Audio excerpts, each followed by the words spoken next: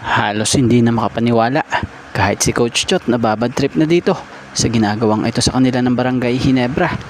Mapaloob, mapalabas, kahit pa sobrang dikit ng depensa, wala silang magawa. Kahit pa nga mga bata niya na sila RR Pugoy maging si Chris Macolo, ginawa na ang lahat, pero kulang pa.